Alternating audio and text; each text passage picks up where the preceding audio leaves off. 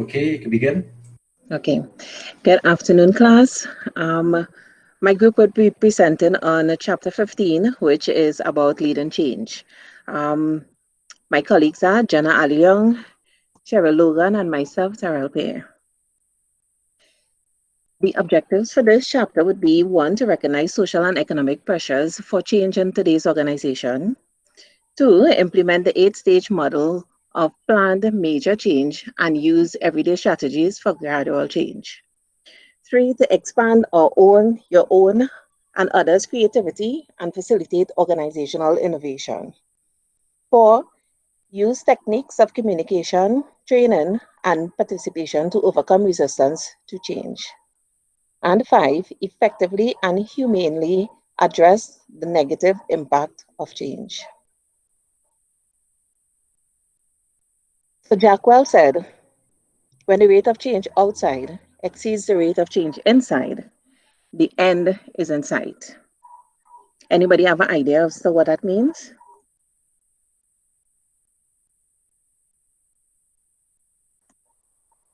Okay. Well, it basically means that the internal organization changes must keep pace with what's happening on the outside, what's and with the outside environment, right? The rapid change of social, economic, and technological change means that organizations have to be perpetually changing and adapting to keep pace, right? Um, there was a time when the most successful and admired companies were too big to fail institutions with a rich history of innovation. Right? These companies defined the status quo for the 20th century and built corporate cultures to reward those who maintained it. But as companies like these grew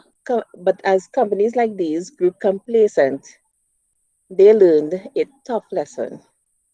Standing still isn't a winning strategy, especially in today with this pandemic that we're all, experiencing. A lot of organizations had to, well, they chose to stand still and they failed, right?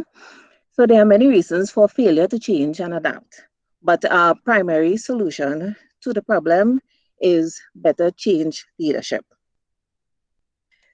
With planned change is the process of preparing the entire organization or a significant part of it for new goals or a new direction. This direction can refer to culture, internal structures, processes, matrix, and rewards, and other related aspects, right? Now, change doesn't happen easily, right? With change, we need good leaders.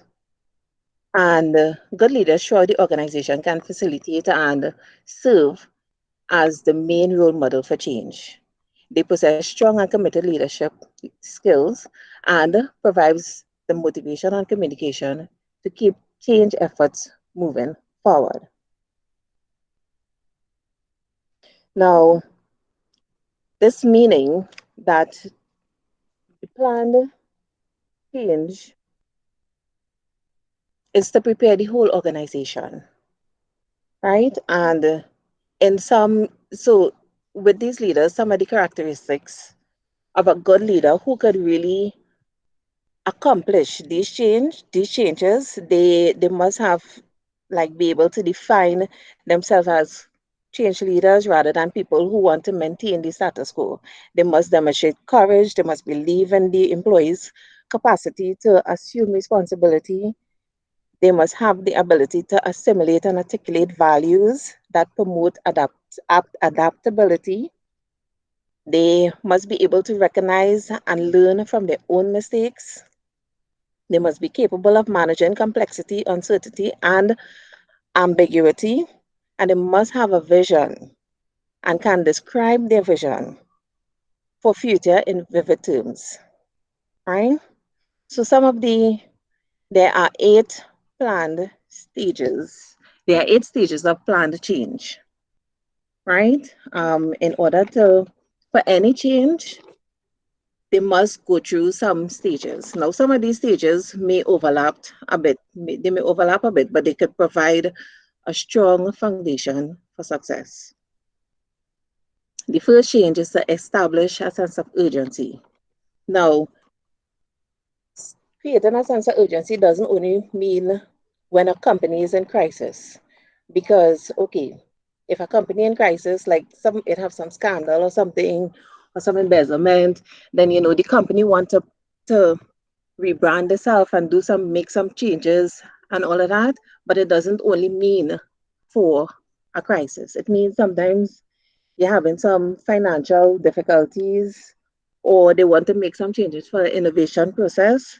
Um, then they see the urgent need to make that change, because they can't just stand still, right? They have to make changes in order to succeed. So there's that urgency for that. And like I say, especially during this pandemic, in which some organization had to modify the way of doing things, you know and the only way they could really move forward from this is, well, one of the things they can move forward from this is by forming a powerful guiding coalition. That's like building a core, having a group of key people within the organization to assist in the guiding, coordinating, the communicating of the activities for the new change, right? Now, this coalition of change agents should set an example by modeling the new behaviors needed from each employees, from each employee, right? Um, for this to happen, they must have a shared commitment to the need and the possibility for the possibility of this organizational transformation. They must all want to work together to see the company grow, to see it thrive. Well, after all, if they want to keep working or keep having a job, you would think that's a motivation, right? To help move it along, to help the company grow. This takes us to our third step, creating a change vision. Creating the change vision, this is more or less developing the vision and the strategy. Now, leaders are responsible for formulating and articulating a compelling vision that will guide the change effort, then developing the strategies for achieving that vision. In other words, they will be able to clarify how the future will be different from the past and identify how they, meaning employees and employers alike, can make the future, make that can make that future reality through innovative linked innovatives linked directly to the vision. Step 4 would be communicating the change vision. So after they develop the vision and the strategy and stuff, they then have to communicate it, right? So transformation is impossible unless you have a majority of people in the organization who understand the vision and strategy. And again, which pretty much brings you back to building that core group to help it along. So these people will be there to help communicate the change, help the other employees to understand the new vision. Because, okay, sometimes you can put things in place, but then people don't really understand why they're doing it, why they're making these changes. So you're going to have this group of people to communicate that vision, to break it down, like in layman's terms, for people to understand what the visions are, what strategy they're going to take, and why they're going to take that strategy, right? And then for the fifth, so there you're seeing how everything linked, right? So after you communicate the vision, you then empower others to act on that vision. Now, empowering the employees to act mean pretty much it means pretty much to give people like, okay, I'm going to use TT Connect for instance. That's, well, as everybody know, I'm associated with it, right? Sometimes I, who don't really work TT Connect, I work at the head organization, which is iGovTT. So sometimes I go out to assist in answering the calls when they have a short and any at any of the TT Connect locations. So in order for me to go out and answer the phones, management done, they now have to empower me with the knowledge and the resources, and the discretion to make things happen. So, like, if somebody calls in at the front line and they need certain information, then I, because of the knowledge that they give me, I would be able to assist them at least to a point where where I don't need to forward them to any of the agents. They could, it's sometimes a simple question, what they need to get a TT Connect ID. If they must have a TT Connect ID in order to do your taxes and all of that. And those are simple questions. So I could just tell them what are the requirements that they need and how they could do it. And or if they need one to do their taxes, in that case, yes. Instead of me just transferring the call, where sometimes the call might get bounced from one location to the next if persons are busy there because of the whole pandemic. They are now um, a bit short staffed, that I could assist in that regard. So that's where empowering others to act on the vision comes in, right? Stage 6, we have planning and creating short term wins. Now, leaders can plan for visible performance improvements and enable them to happen and celebrate employees who were involved in the improvements. Right? That is where you create some visible, unambiguous success as soon as possible. And again, with the short term win, okay, so you reach a little milestone and you do a little, sometimes if you can, a little appreciation, like okay, take for instance some of these fast food restaurants, right? Like KFC and Subway and they, so you have employee of the month, that kind of thing. So it's small wins so that everybody could feel, okay, they did something. Everybody could feel like they are part of, right? And then we have stage 7, consolidate, and produce more change.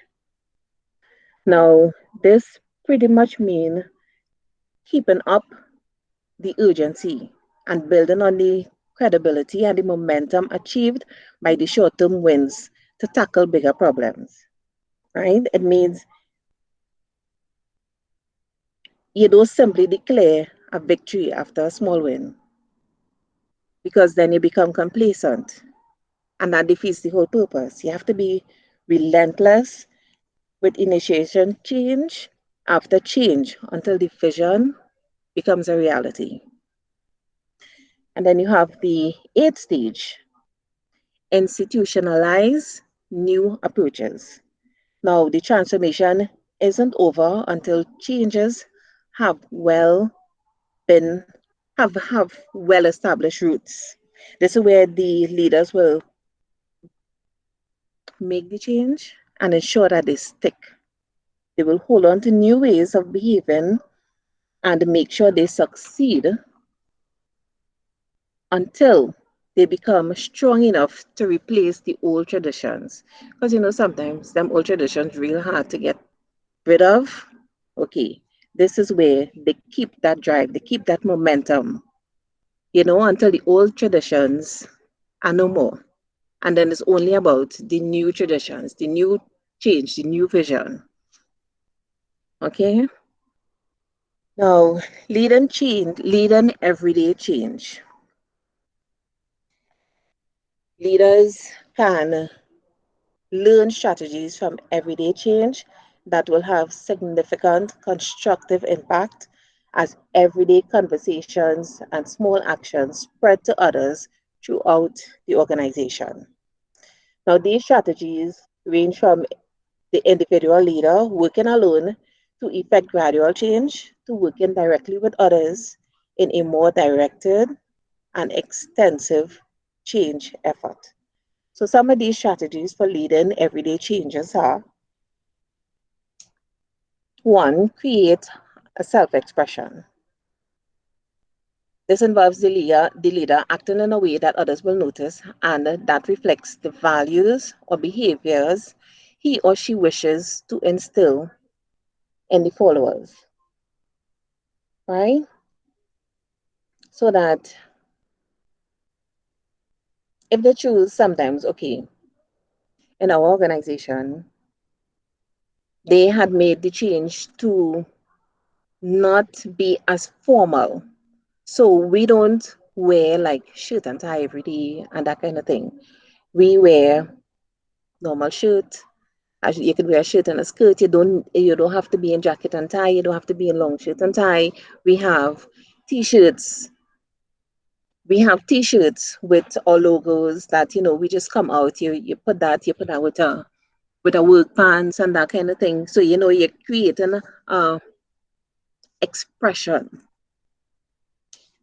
It given and the leaders do it as well, unless they have like meetings and that kind of thing.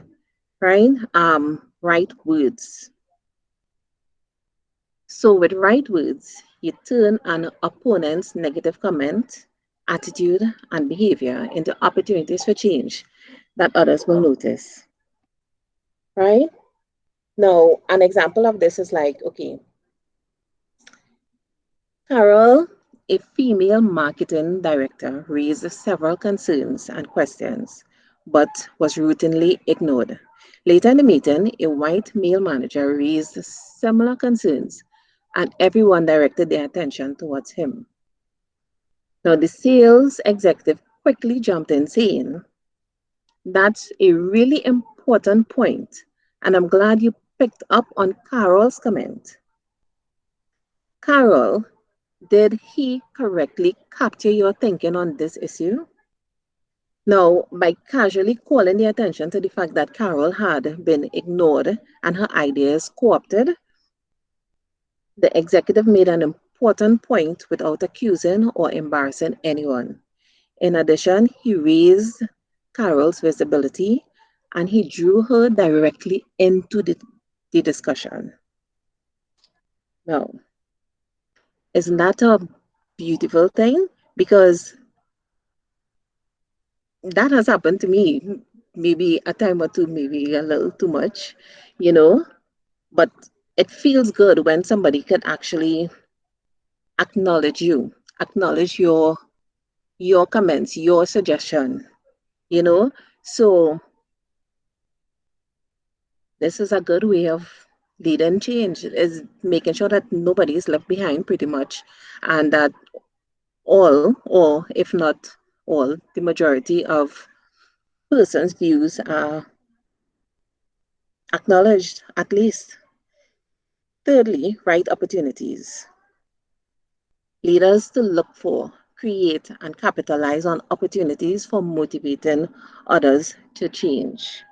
So, okay, if I made, like Carol made that suggestion, then when the opportunity arises, maybe sometimes they're not able to respond. That leader is not able to really put my suggestion into play, like Carol's suggestion, then when the time does arise, then that leader would remember, oh yeah, you know, Carol actually had a suggestion like this. Let me contact her. Let me get her on board with this. Let's see how we could move this along. So this is also another great opportunity for everyday change. Fourth, alliance building. Alliance building is where you work closely with others to move issues to the forefront more quickly and directly than possibly working alone.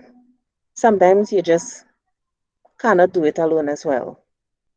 So you enlist the support and the assistance of others who agree with the ideas for change, right? And so now I'm going to pass you on to my colleague, Jenna Aliong. Jenna? Hi, Sorry, Cheryl. this next part is Cheryl. Oh, Cheryl. My apologies. People, I'm passing you along to Cheryl. Thanks, Cheryl. Welcome. Good afternoon, everyone. I will be speaking about leading change for innovation. And while going through this section, I found that this was particularly interesting, where this question, what must one do to survive in the 21st century, was posed to over 500 CEOs. This was a survey done by American Management Association. And the top answer among these 500 persons was that to practice creativity and innovation was what they can do to survive the 21st century. But what I found even more interesting about that is they know that this is what is essential, but only 6% of the 500% found that it was actually being done in their organization and creating success for their company. Um, so it's a matter of the fact that many see the importance of practicing creativity and innovation, but it seems to be a work in progress. Um, so I found that would have been particularly interesting. So they see it as something that is successful for accomplishing the goal, the ultimate goal. Um, and what I also did was I looked for a definition of creativity and innovation. So creativity is the use of imagination or original ideas to create something, and innovation is it's um, referring to a new method or a new idea. So I found the definitions would have been important to know as well while doing this section. But why is creativity and innovation important? Well, it's important in recognizing a need for greater innovation and to keep pace with technological and societal advances and compete with the growing power of companies. We see it even now more than ever, where um, there is a fast pace to be innovative. There's a fast pace to be creative in the organization. I mean, um, the pandemic has caused that with a lot of businesses, um, the onslaught of creative ideas, and how can we stay afloat, or how can we deal with the effects of it, and what can we do to really stand out among other businesses as well. Um, yes. So what we see is, rather than focusing on ways to improve efficiency and to cut costs nowadays, leaders, they are restructuring their organizations for creativity and innovation. They're now looking inward, towards their staff and saying, we are doing okay, and we're doing well, but how can we do better? So they're having that open dialogue, that open conversation.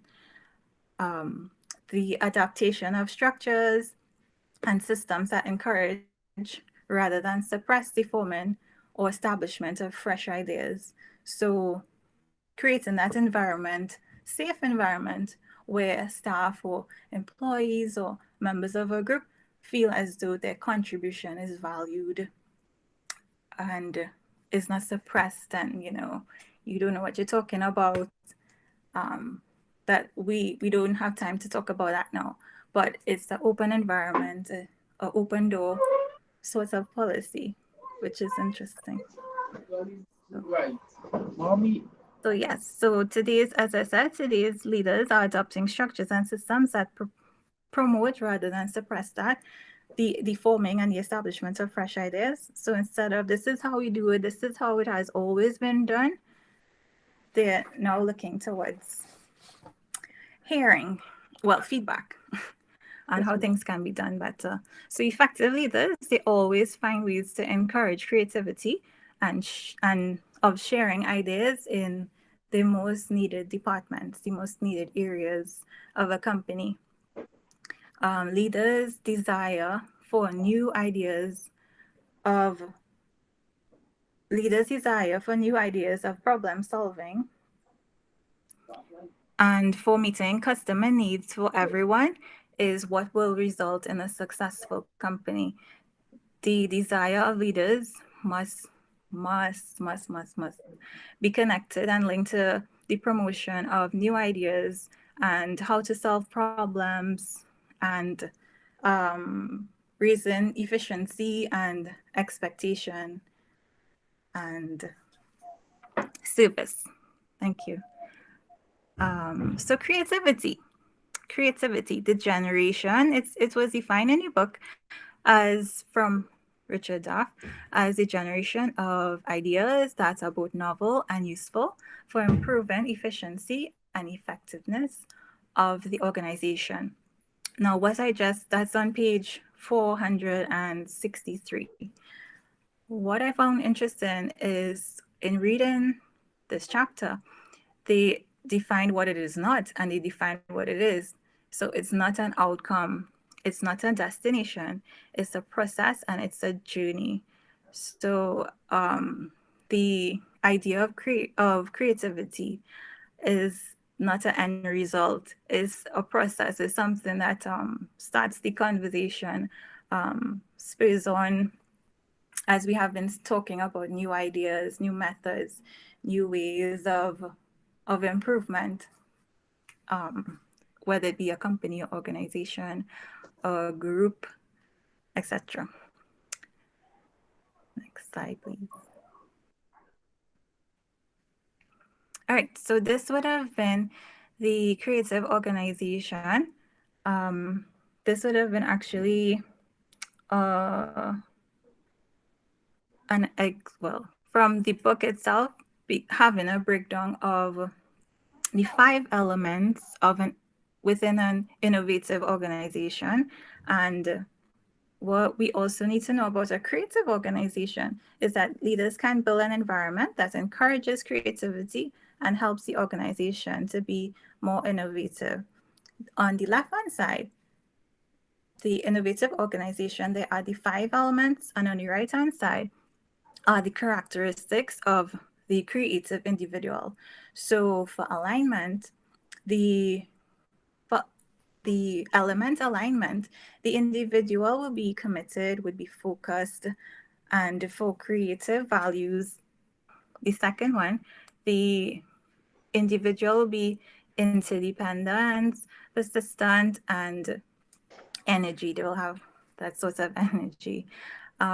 Unofficial activity, self-confidence, nonconformity, curiosity, diverse stimuli, open-mindedness, conceptual fluency, enjoys variety. Internal or within company communication, social competence, emotionally expressive, and loves people. Social butterfly. Next slide, please. Okay, so I'm just going to talk a bit more about the five elements. The first one being alignment. For creative acts that benefit the organization to occur consistently, the interests and actions of everyone should be aligned with the organization's purpose, goal, and vision.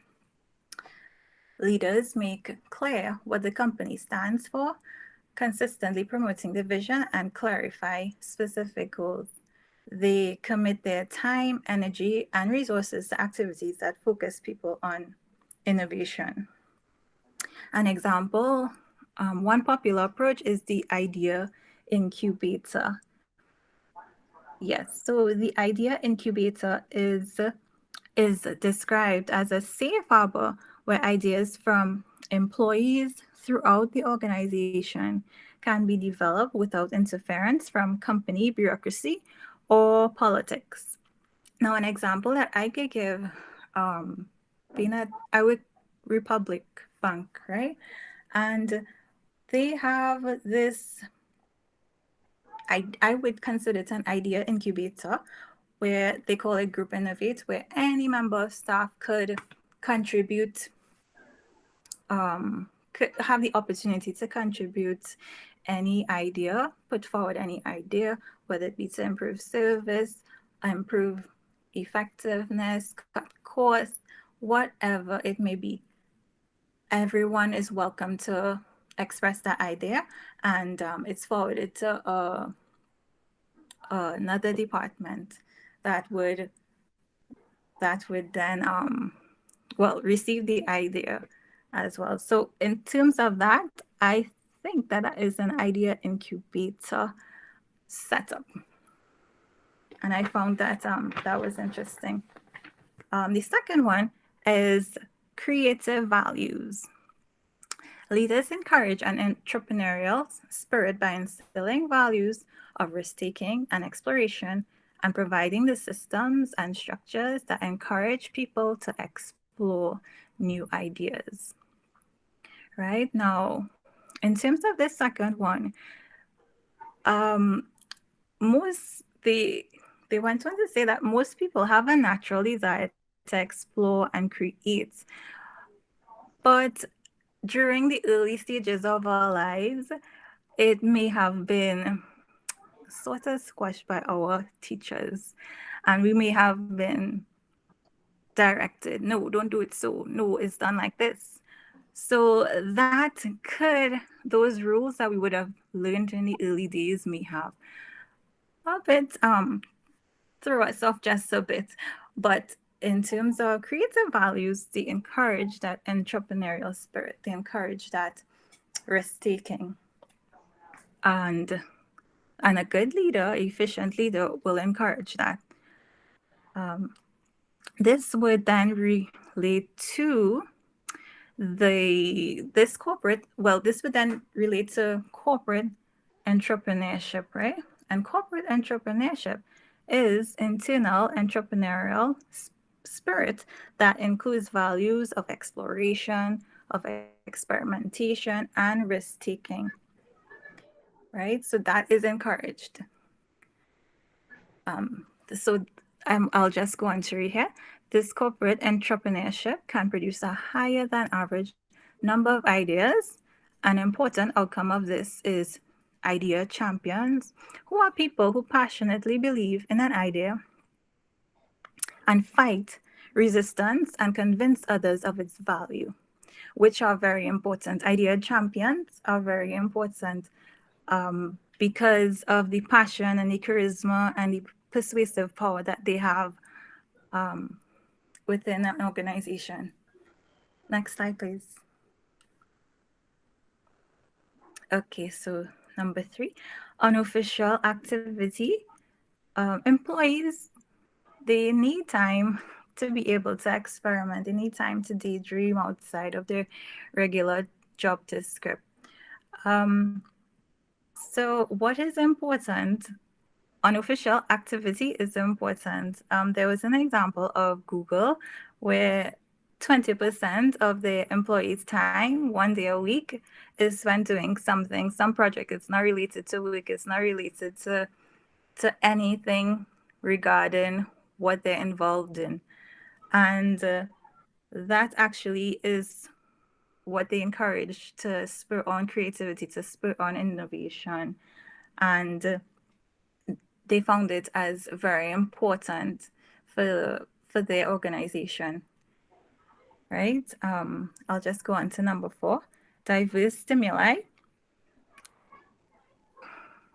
It is impossible to know in advance what stimulus would lead any particular person to come up with a creative idea. Leaders can provide employees with diverse stimuli by rotating people into different jobs, allowing them time off to participate in activities, and giving them opportunity to mix with people different from themselves. So this is an aspect that so leaders, this is how they can provide that diverse stimuli, by giving employees the opportunity to venture into another department. Sometimes you're sitting down behind a desk for years and you're like, ugh, I want to see what other life there is within the company besides what I do or this department. And that is quite important, as they show you here. It spills on creativity. The next slide, please. Right, so internal or within company communication, creativity thrives on frequent contact with interdisciplinary networks of people at all levels of the organization. An environment fostered by leaders that encourage people to communicate across all borders. Right, I think that is self-explanatory. Next slide, please. Okay, leading creative people. Now, creative people is something that a lot of companies look for in their new hires. It's a trait that all companies want in their employees. Many organizations, they look for those sorts of individuals. But what is interesting is that, did you know that we are all creative individuals? That there was actually a study done that states that everyone has roughly equal creative potential. But guess what? The problem is that many of us don't use that potential. Many of us don't tap into it. But we can. We can. So everyone has the potential to be great. Everyone has the potential to be creative. I found that was very interesting. So nowadays, there are strong reasons for leaders to promote creativity. It helps organizations respond better to challenges. Employee involvement and putting forth new ideas is important. Right? Leaders increase individual creativity by facilitating brainstorming, lateral thinking, and creative intuition. Right? Next slide, please. Thanks. Brainstorming. Okay, so what is brainstorming? Brainstorming is a technique. It's the technique that uses face-to-face group to spontaneously suggest a broad range of ideas to solve a problem. Right? The importance of it, to have successful brainstorming, what's important is no criticism.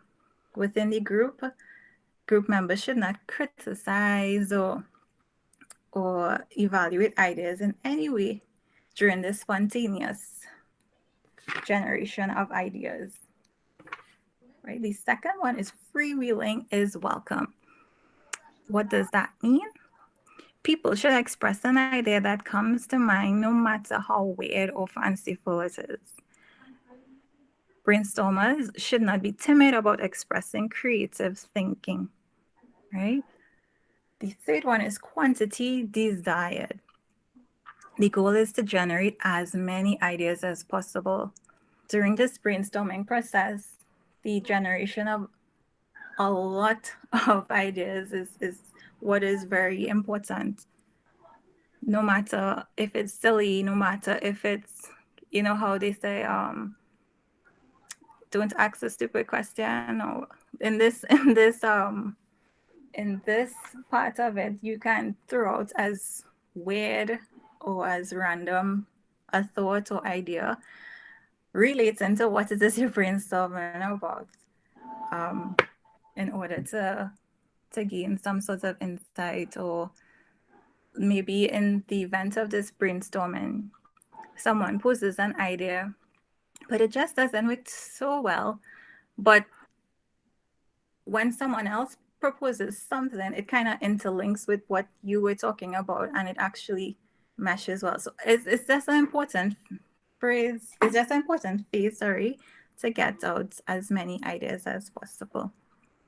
So it has been found to be highly effective for quickly generating a wide range of creative alternatives.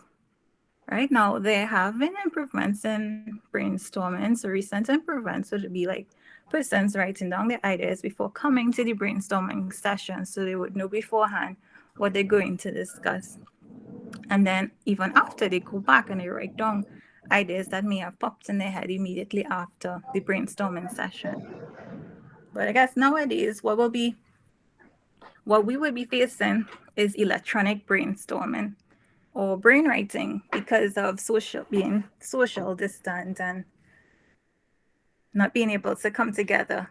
Um, so, what is electronic brainstorming, or it's also called brainwriting?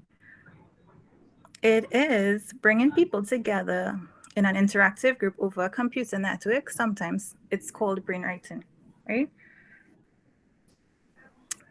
And what this new aspect of brainstorming is very effective because it brings forward, well, in this instance, it can bring forward, depending on how you set it up, anonymity.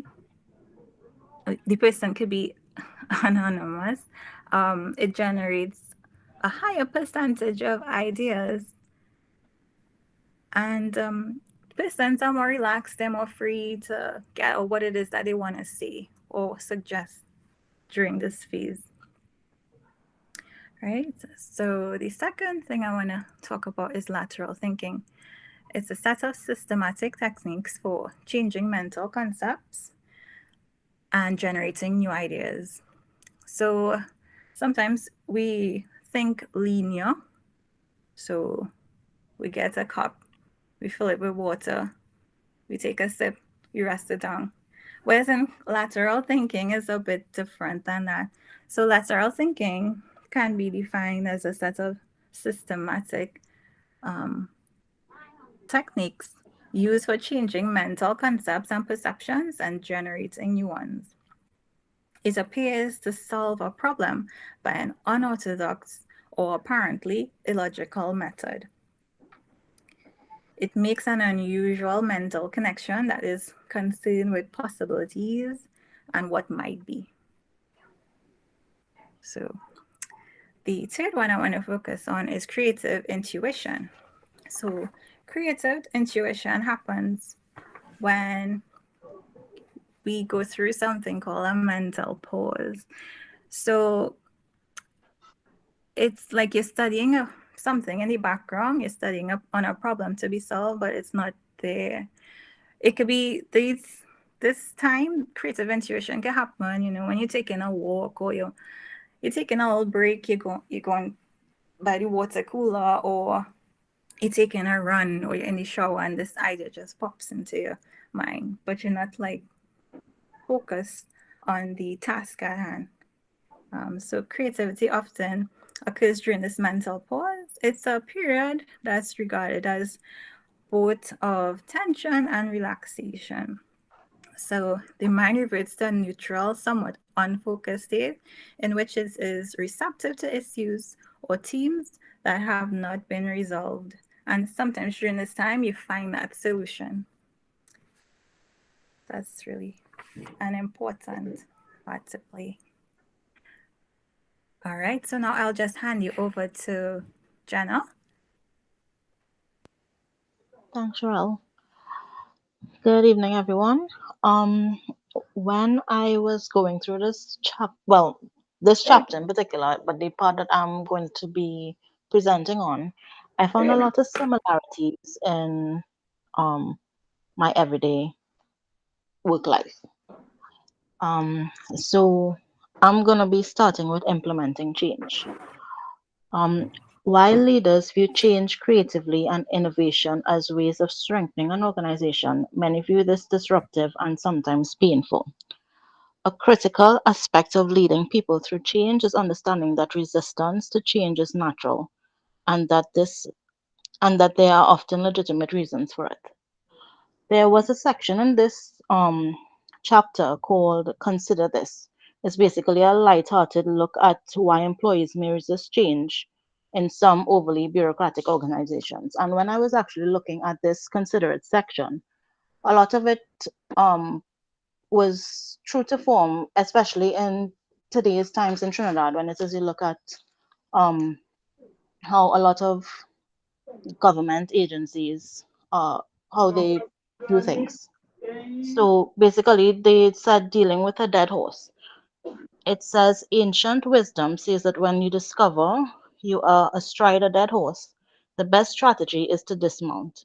In government and in other overly bureaucratic organizations, many different approaches are tried. Here are some of our favorite strategies in dealing with the dead horse scenario. Now there are 19 steps, but I chose the just a few, some that I found very funny and accurate actually. One is change the rider. Another is shout at and threaten the horse.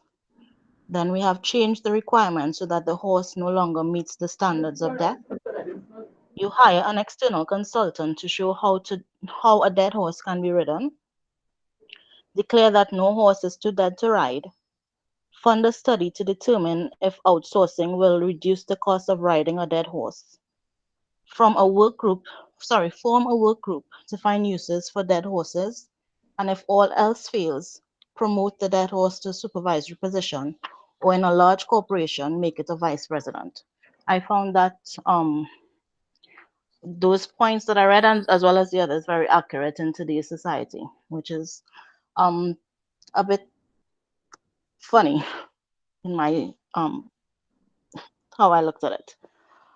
Um, the other part is the underlying reason why employees resist change is that it violates the personal compact between workers and the organization. Compact is basically the reciprocal obligations and commitments that define the relationship between employees and organizations. This will include job tasks, performance requirements, evaluation procedures, and compensation packages. And this is normally in written form, which is your contract of employment. An example of this is I've worked with my organization for 9 years, and when I started, up until fairly recently, everyone got a bonus at the end of the year. I know bonuses are not a norm in a lot of companies, but it's something that many of my colleagues have come to expect at the end of the year. And recently, our head office, which is actually in Switzerland, they have decided to streamline all agencies where the performance appraisal system is now online and you are rated. And this is your rating is dependent on whether what your bonus amount Bonus and is if it is you do dependent. actually get a bonus. And this has actually caused a bit of an issue with some employees where they, well, an entire department actually, where they've actually not completed their their appraisal from last year and they haven't done anything for this year. And no matter how strict our head office is, they are standing their ground and basically not completing the appraisal process. So this is, I guess, this is their way of trying to see if it is they can keep the things how they were and not implement this change. Next slide, please. We then looked at the tools of change implementation. Effective leaders reach people on an emotional level when proposing change, as this would be a bonus when facing resistance. Leaders can improve the chances of a successful outcome by following the H-stage model discussed earlier by Terrell and using strategies for incremental everyday change. Emotional elements are essential for persuading and influencing others. Thus, leaders should not overlook the importance of emotional elements to overcome resistance to change.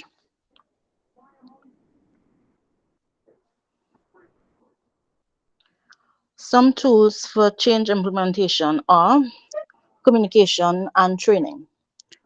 Open and honest communication is perhaps the single most effective way to overcome resistance to change because it reduces uncertainty, gives people a sense of control, clarifies the benefits of the change, and builds trust.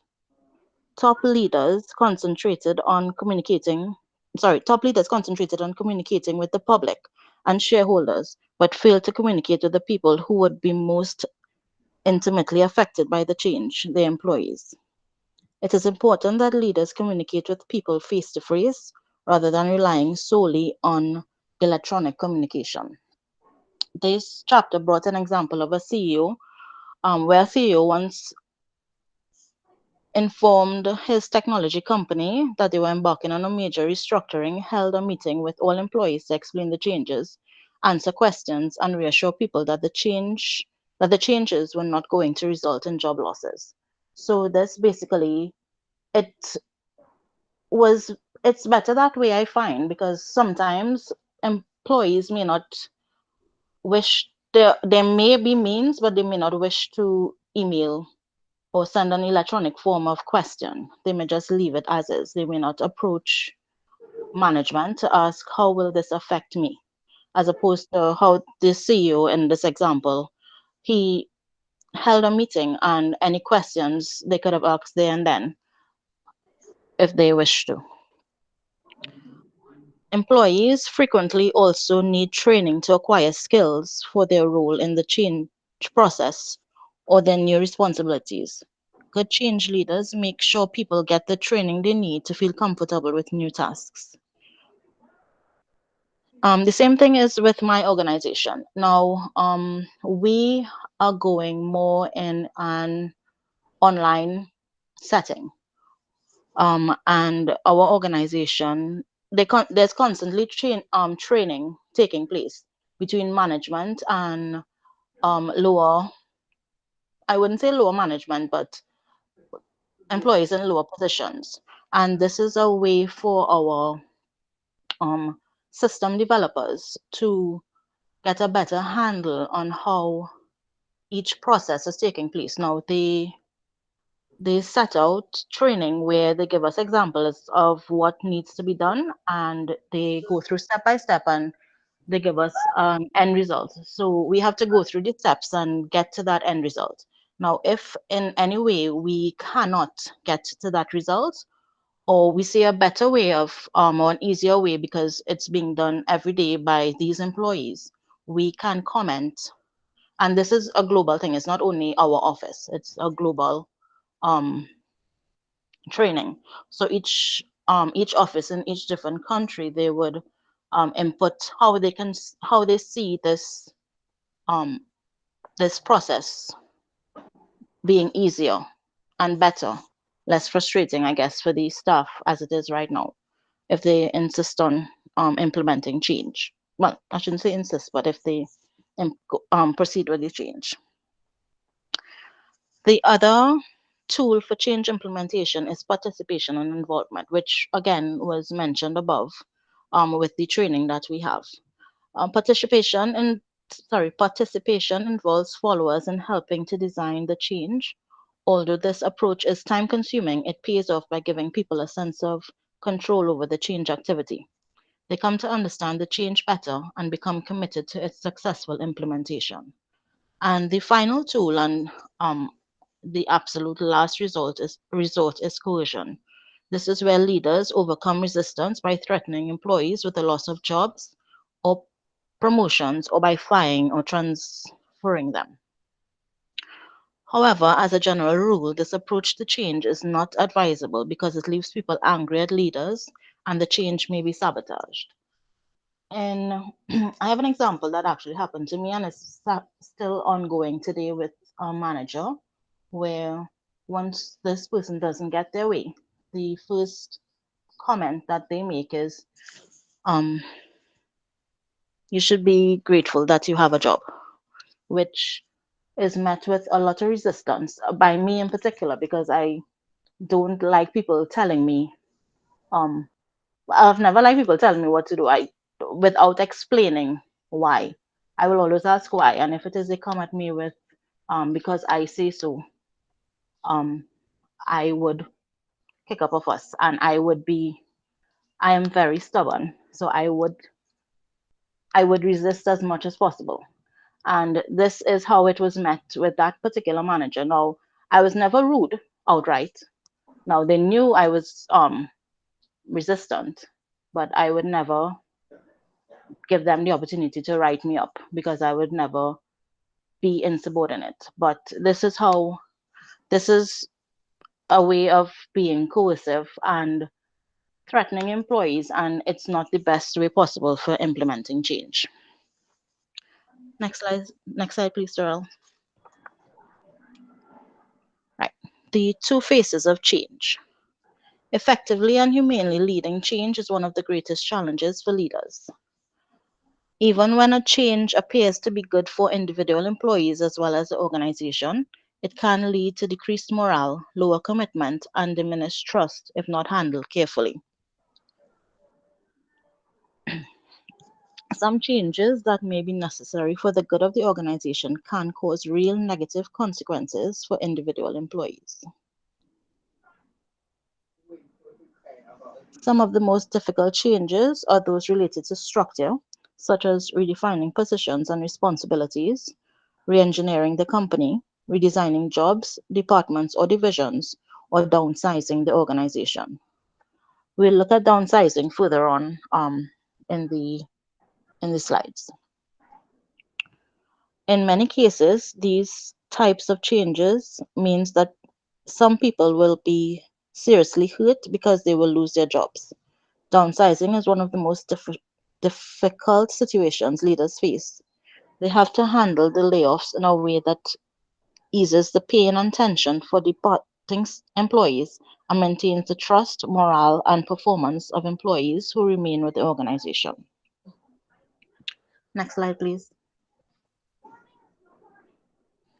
The next topic that we will look at is leadership and downsizing. Now, downsizing refers to the intentional reducing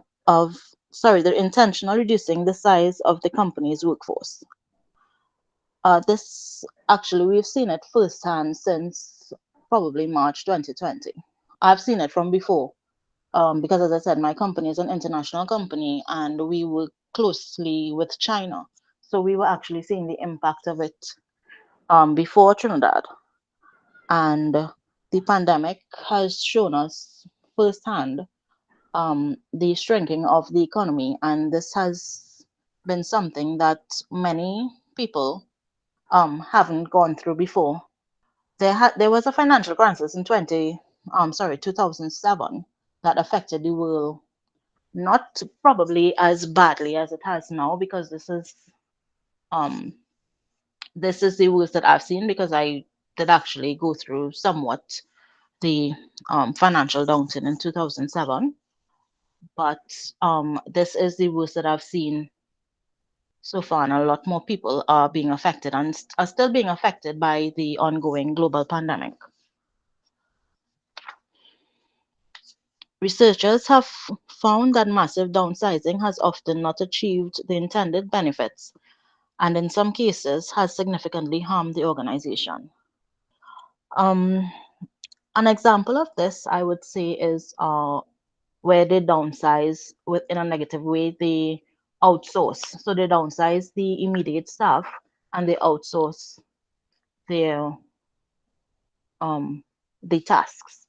And this, in some ways, will negatively affect the customer service, where they outsource for the financial benefit of the company, where they get labor at such cheap on the cheap, basically, from other countries. And it's the I want to say the call center, but it's more than just a call center environment. But I'll use that because that's the most common that you will see, where the call centers, it's just a script that a lot of them read from, and most times there's no human, there's no emotion behind, because there's no connection to the customer. So this is where you would see a lot of times the negative effect of downsizing, where you outsource. Sorry. When job cuts are necessary, leaders should be prepared for increased conflict and stress, even greater resistance to change, and a decrease in morale, trust, and employee commitment. Some leaders seem to think that the less said about a pending layoff is better, and this is actually not the case. Leaders should provide advance notice with as much information as possible. Even when they're not certain about exactly what is going to happen, Leaders should be as open and honest to employees as possible. Another option is to offer incentive packages for employees to leave voluntarily, and often alternative work arrangements such as job sharing and part time work. We see a lot of this when companies are, again, downsizing here, or they're looking to revamp the organization where they offer employees VSEP. You see a lot of that happening in Trinidad. So, this is one of the voluntary packages that they can offer. Also providing assistance to displaced workers, such as through training programs, severance packages, extended benefits, outplacement assistance, and counseling services for both employees and their families, can ease the trauma associated with job loss. This shows remaining employees that leaders care about people, which can help to ease their own feelings of confusion, guilt, anger, and sadness over the loss of colleagues. An example of this, I have an uncle who worked for a magazine, um, and the company was downsizing in the sense that they were actually closing down their entire operation in that area. But what the company actually did is, rather than just let employees go because they were with them for such a long time and a lot of them um, have families to take care of, they offered the employees, they were going to pay this, they were going to get their salary for 2 years. Within these 2 years, they would also assist them with any training that they would need, or job seeking assistance. So they would help them to um, get a job if possible within their field, or train them for something else. And this, they were going to help them financially as well, which I found was something good, because these were employees that worked with them for years, and it was I found that was a good thing. Next slide, please. So for the summary and interpretation of our chapter, the important points of this chapter is that tools and approaches are available to help leaders facilitate creativity and and innovation and manage change. This though change can be difficult, leaders can better encourage a successful change by following the 8-stage model of planned change, which is: establish a sense of urgency, create a powerful coalition, develop a compelling vision and strategy, communicate the vision, empower employees to act, generate short term wins, keep up the energy and commitment to tackle bigger problems, and institutionalize the change into the organizational culture. And basically, change is inevitable, and the increased pace of change in today's global environment has led to even greater problems for leaders struggling to help their organizations adapt. Next page, please.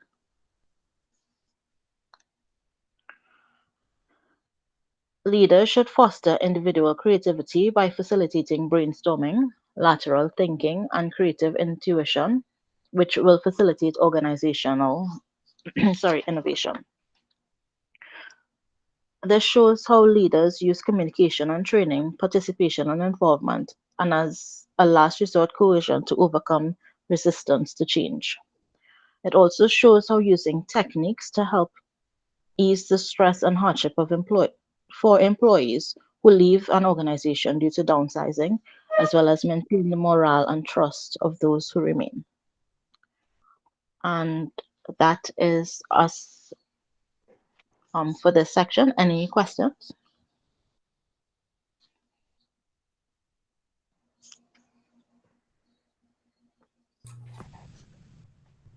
No questions, guys?